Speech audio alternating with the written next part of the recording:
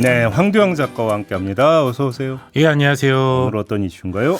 어제 이어 오늘도 전국적인 비 소식이 있는데요. 네. 비 오는 날 운전 아무래도 더 긴장이 되죠. 음. 특히 이제 해가 지면 차선이 안 보여서 진짜 곤혹스러운데요. 아, 그렇죠. 예, 이게 비 때문만이 아니었습니다. 경찰청은 최근 고속도로 차선 도색 시공업체 30여 곳과 업체 관계자 그리고 한국도로공사 직원 등 69명을 검찰에 송치했는데요. 네. 이들은 성능이 떨어지는 반사 물질 등을 도로에 섞어 차선을 도색하면서 정상 제품을 쓴 것처럼 속인 혐의를 받고 있습니다. 한마디로 비리라는 건데 좀 더 구체적으로 어떤 비리라는 겁니까? 이 차선용 페인트에는 밤이나 비가 올 때 전조등 빛을 반사시키기 위한 작은 유리알들이 들어가는데요. 이 재료가 좀 비쌉니다. 적발된 업체들은 이 재료를 적게 쓰거나 품질이 낮은 제품을 쓴 건데요. 이렇게 재료를 제대로 안 쓰면 시공 직후에는 그나마 좀 티가 덜 나는데 이 재료가 이제 도로 마찰 등이 있으니까 계속 조금씩 떨어져 나가잖아요. 그렇죠, 그렇죠. 그래서 이제 불량 시공이 된 차선들은 금세 반사 능력을 상실하게 되고 규정된 기간이 한참 남아도 비만 오면 안 보이게 되는 상황이 됩니다. 아, 이 유리알을 섞는 거구나. 근데 요거를 확 줄여버렸다. 그럼 비용 절감이 돼서 이러면 이제 안 보이는 거고 베테랑 운전자들도 비 오는 밤에는 진짜 힘들거든요. 그렇죠. 저도 이제 기사 보면서 초보 운전 때 처음 빗길 밤 운전했던 아찔한 기억이 좀. 저도 지금 이거 보면서 그 생각 떠올렸어요. 다들 뭐 비슷한 공감이 있으실 거예요. 제가 그때 이제 여의도에서 강동으로 퇴근을 하던 때였는데 이제 네. 그럼 이제 구간이 올림픽대로만 쭉 타면 되는 그나마 구간이잖아요. 좀 쉬운 것 같아요.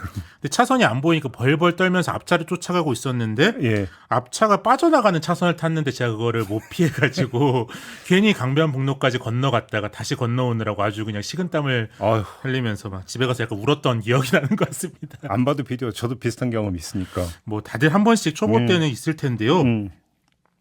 이게 뭐 한두 명이 아니라 30곳, 69명이나 되는데 이게 어느 정도냐면 30개 업체라는 걸 얘기하는 거예요. 예, 30개 업체 69명이나 되는데 예. 이게 어느 정도냐면은 2021년에는 한국도로공사가 발주한 차선 공사가 전체 50여 건 정도 되는데 예. 이 중 20건 정도가 부실 시공한 혐의를 받고 있으니까 반 정도에 가깝게 뭐 그런 혐의를 받고 있는 건데요. 이 정도 되면 이제 한두 업체가 아니라 업계 전체적인 부실이다 이렇게 봐야 되는데 예.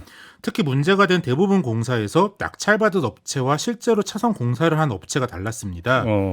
그러니까 전문 인력과 장비도 없는 업체들이 낙찰을 받고선 30-40%의 수수료를 떼고 시공 능력을 보유한 또 다른 업체에게 일감을 넘겨준 건데요. 예.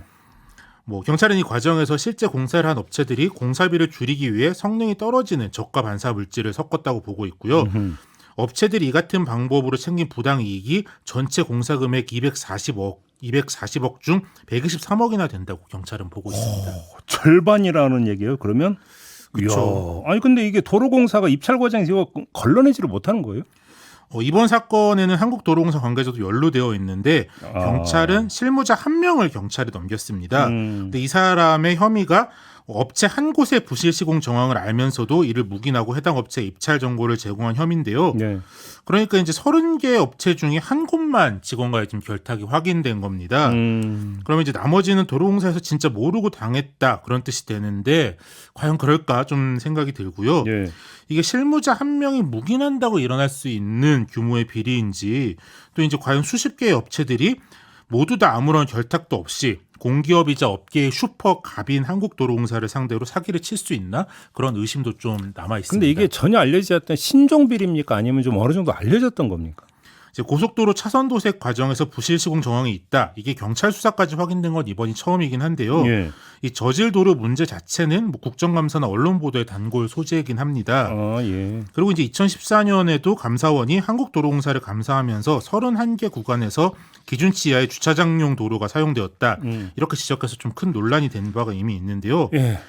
그리고 이제 무엇보다 한국도로공사 스스로 장마철마다 기능성 도로를 사용해 안전을 지키고 있다. 그렇게 자랑을 계속 했었거든요. 예. 이제 와서 부실 제로 문제가 있을지 몰라서 입찰 과정 전후로 감독을 제대로 못했다.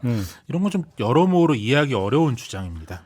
아니 이것도 안전 문제잖아요. 그냥 교통안전 그러니까 그 돈 챙기려고 교통안전을 팔았다. 결국 이렇게 봐야 되는 거죠. 그렇죠. 이제 업체들이 챙기는 부당 이득이 결국 다 국민들 안전값이다. 그렇게 볼 수도 있는데요. 그렇죠. 이제 도로교통공단이 2017년부터 2021년까지 교통사고를 분석한 자료에 따르면 고속도로의 빗길 교통사고에서의 치사율은 100건당 8.7명으로 전체 교통사고 평균의 4배 이상이었습니다. 예. 뭐 이런 상황에서 이제 최소한 기본적인 안전장치인 차선을 가지고 장난을 치는 게 좀 어이가 없다. 선진국이라고 말을 하는데 뭐 대단한 기술도 아니고 차선을 똑바로 못 그어서 사고가 난다. 좀 어이가 없는데요. 이제라도 좀 일말의 의혹 없이 수사와 감사가 이루어지길 바랍니다. 정리하면 이런 거군요. 순살 아파트에 맹물 페인트. 뭐 이런 건가요? 네, 또 유행어가 될 것 같습니다. 마무리하죠. 황두영 작가였습니다. 고맙습니다. 예, 감사합니다.